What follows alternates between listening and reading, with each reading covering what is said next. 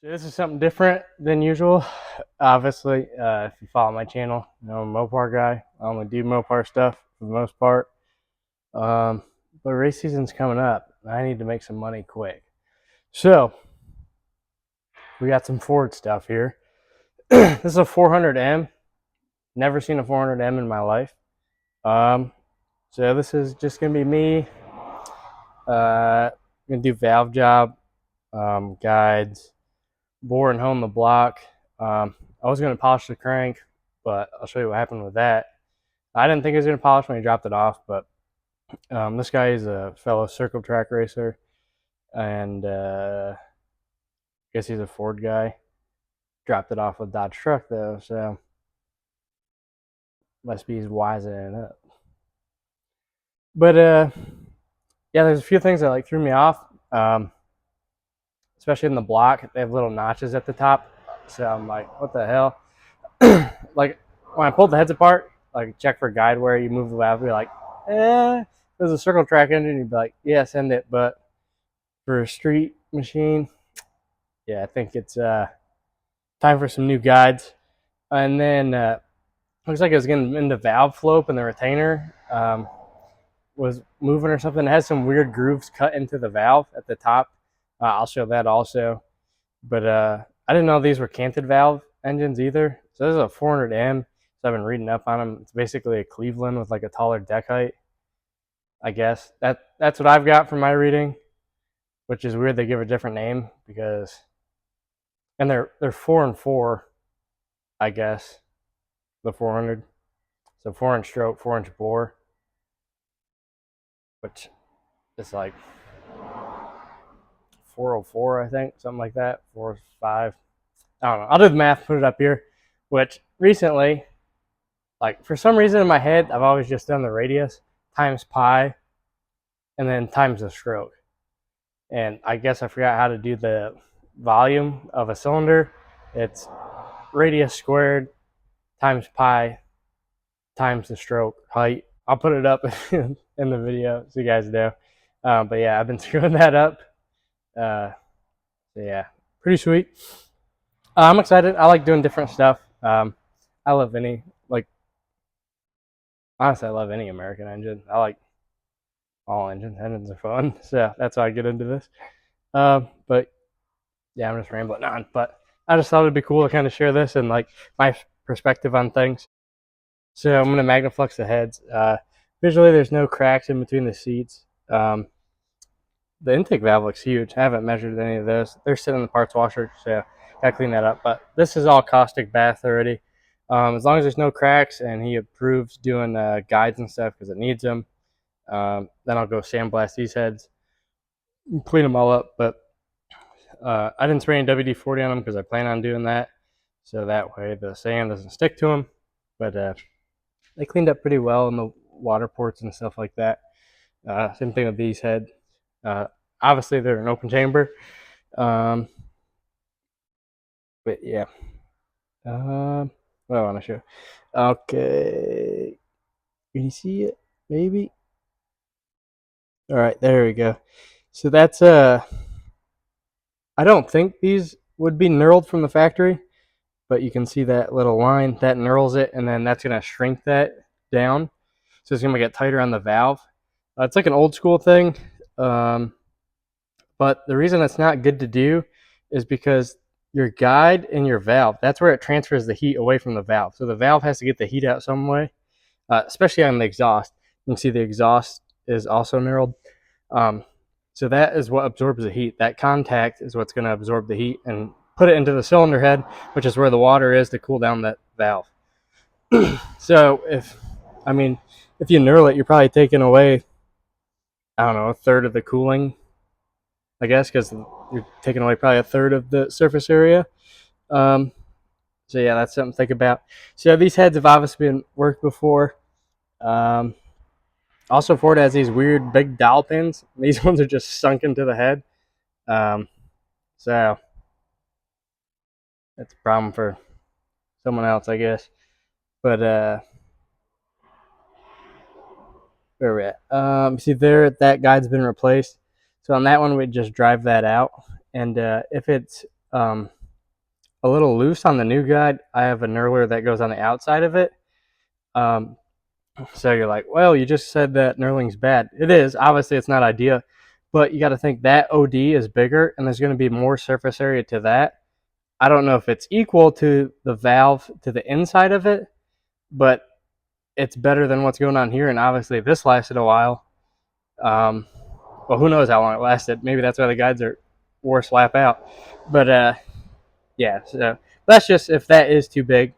They also make oversized guides too, so I could just order that. But ideally, that's what you'd want is the oversized guide, not knurl them. But in a pinch, you could. And I have the tool. This is I bought the tool like earlier on, like when I didn't know as much. So trying to justify bad decisions here, but yes, ideally you just get oversized guide, but and maybe still good to go. And then it looks like that one. You can see, it looks like that one's been replaced. But yeah, so there's that. Didn't drop off the rockers, but I guess they're like magnums. They got a little bolt. I guess that probably like 5/16 maybe 3/8. I can tell you. These core plugs. When I worked at the machine shop, I did a set of Cleveland heads. He just dropped the heads off, and or not Cleveland heads, 302. So 302 is a Windsor. And the machine shop that I worked at, that guy told me, he said, if you can't get these out without using heat, don't take them out, or else they'll leak if you heat them up. I don't know if that's true. That's what he told me. So this one, I tried giving it.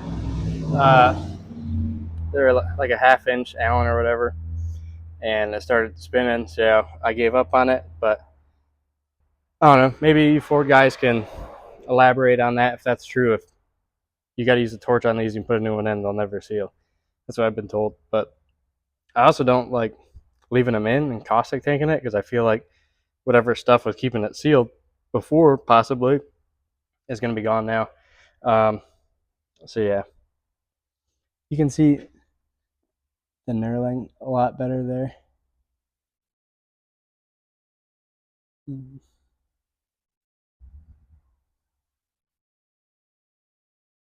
can kind of see the taper on some of it.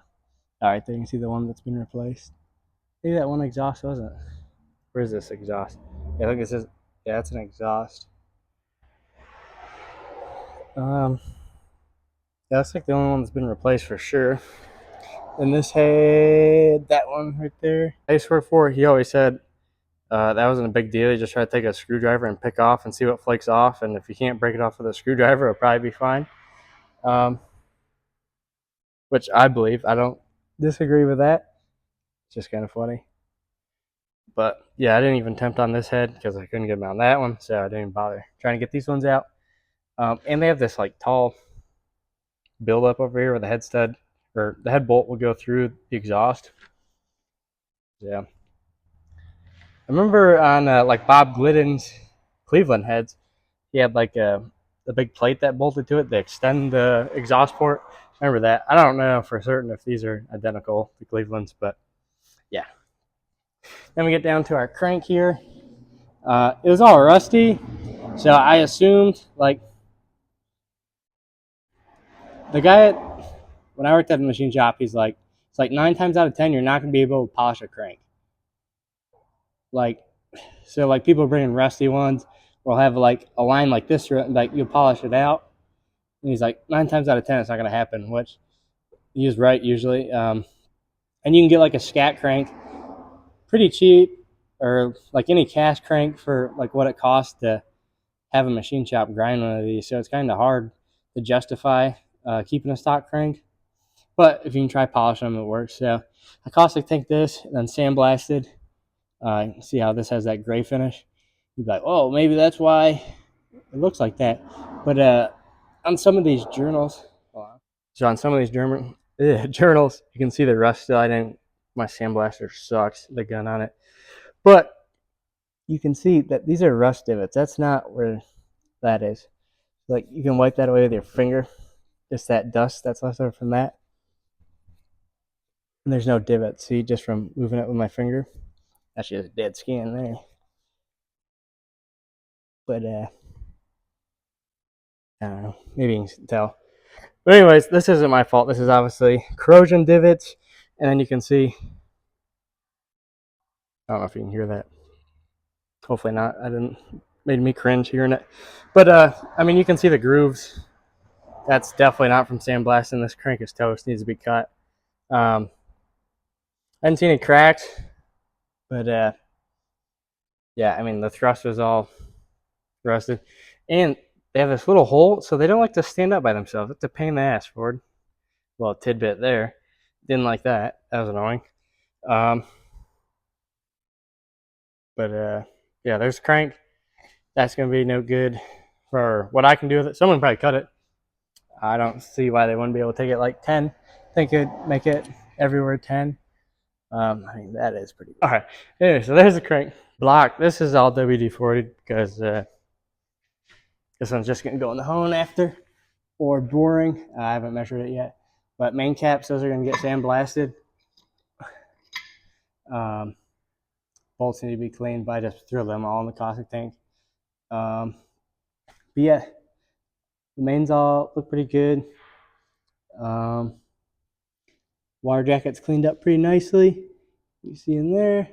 This block was filthy. I'll throw in a picture at the beginning of what everything looked like. This thing was nasty. It looks like it's sitting out in a dirt field for a long time. I mean, the oil pan's almost rotted through on the bottom, like from outside in. So definitely sat out somewhere. Wasn't happy.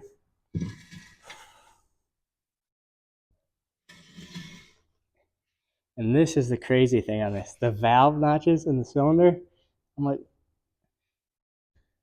I just looked at them quick, and they didn't really look uniform to me at first. So I'm like, man, these guides are wore out so bad I was wearing into the cylinder wall, which I've seen before on, I can't remember what I saw it on. Might have been just on the internet. Who knows? I can't remember. But yeah, he was talking about just honing it. I don't think it's going to hone either. I mean, there's some pitting there. You can feel it. You can feel a ridge there. But yeah, she's going to be needing a bore, I'm sure. But someone used a ridge reamer before when they popped them out. You see how those vertical lines, it's like, I don't know, they leave that weird thing for some reason, vertical lines, I guess because it chatters, and like, you ever seen them, they're straight up blades that cut all that, so I guess it cuts and chatters, cuts and catches. But yeah. Yeah, it's so funny because like when I was running, all the carbon built up, and that piston pushes it smooth. So when he drops it off, I go in there and feel it. I'm like, yeah, that's pretty smooth. You know, it's all carboned up and dirty. Like, yeah, it might be fine. Might just need a hone because I might just hone it. Then you clean it up, and then you really see. I mean, look at the rust on there. I mean, that's pretty deep. You can feel it with your finger. Like that's a hole. I mean, and then obviously that's fucking nasty. But I like the smooth valley. That's kind of cool. The cast thing looks really nice. I do remember, like, I did a 302 Windsor at the shop I worked at before. I remember it honed super fast. Like, the material is really soft. So if that's happened to you, let me know in the comments, or maybe that's just me being crazy. But I just remember 302 Windsor, like, cutting super easy, or honing super easy. I don't really remember boring it. But it was on a CNC, so I wouldn't be able to tell anyways. Other than like the pitch, but usually I just put it on there and walk off and go do something else.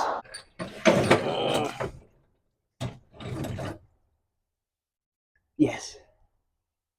See how it has that little groove cut into it? I don't know if that's from like valve float and the retainer bouncing around. It does have those floating, not floating, but the spinning retainer on the exhaust. So maybe that's real heavy and just these springs got weak and it started walking around and stuff and digging it. But it's weird how it's just on one side. Like it's not groove all the way around because that should be spinning. And you have it there. And then you have a little line right there. But yeah, throw it in the comments if you know what's going on there, or have a guess. But yeah, I mean, all this stuff needs to be blasted. I had to order a new sandblasting gun, so that's not going to be here till Monday, they said. So I just want to show some of this stuff, show off my wet shoes that I left sitting there, and yeah, I just think it's kind of cool. All right, so we're going to do the bore. It's got my micrometer. Oop. I'm going to check it with the standards real quick. Needs to be free from oil and debris. Shit. It is off. This one's, I think it's a Brown and Sharp or something. When I pull it out. But typically, like on a Starrett, there's a little wrench, like on a little bag like this, a little hook wrench, and it goes in there, and you just twist the barrel on there. On this one, there's a little set screw, and you, well, I'll just show you, but you can see this little set screw, so I'll loosen this up, and then I just spin the barrel till it zeroes out. It kind of sucks compared to like the Starrett style, but I don't know. It always makes you worried that that loosens up versus that barrel, like to twist it in there, it's got a pretty good press fit, so you got to give it some pretty good nut to get it to move. This, I mean, not very much. Nope. Nope. Fuck. Bingo. Ooh, that's a bingo.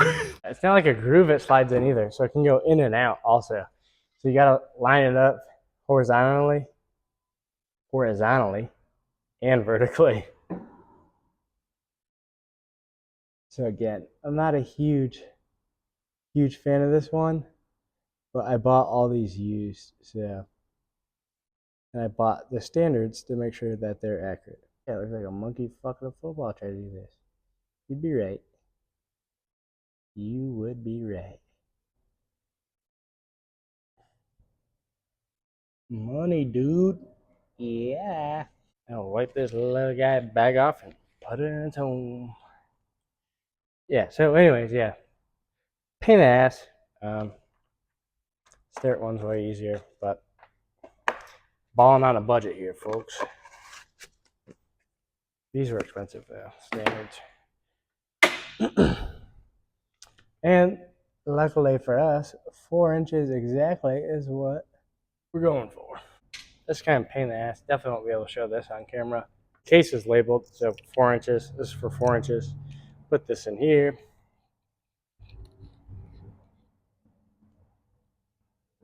Make sure it's tight. You don't want to weeble wobbling around. Put it in here. Haha. Oh, almost forgot you. Sorry, my friend. Sorry. So now we're gonna put her to 0 in here. Hopefully. So do minor and major first. Oh Lord. Oh Lord. So at the very bottom of the cylinder, we got about 21 thou. Yeah, 21, 2 thou. And then up here, this is before the Ridge Reamer, 45 thou. So 0.0045. So this is a 4-inch bore. So the bore should be 4.000. And the clearance is built into the piston. So the piston's under 4 inches. So it's probably like 3 thousandths on the piston, somewhere around there. And we're at 4.5. So that's 0.0075 piston to wall clearance. So this thing, it literally must have sounded like a bag of marbles falling down, or I don't know. It must have sounded, I'm at a loss for words. I don't even know. Long story short, this thing had to sound like shit. All right. You're not going to make that up with heat. Let's measure. ring rate. Oh yeah, doesn't even read at the top. That's how much it's. Nice. Okay, that's sweet. So 0 and then 5, 10, 15, 7 or 16. So 16. So 0.016. That's how much it would read over, and we're not even getting that. Wow, that's crazy. We'll hit this side. Side to side, we're at 25 thou, so 0.0025. 15 thou at the bottom. So on this one, side to side, it's got 35.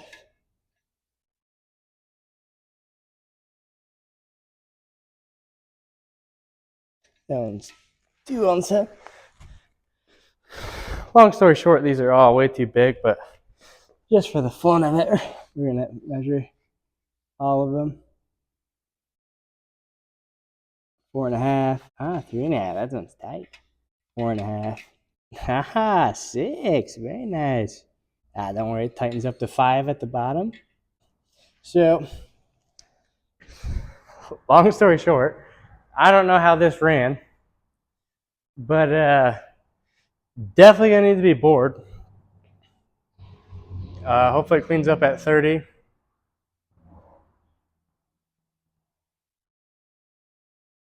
Yeah, it says you can bore them out from what I saw, 440 is pretty common. 4040 is pretty common to bore these out, so 40 over.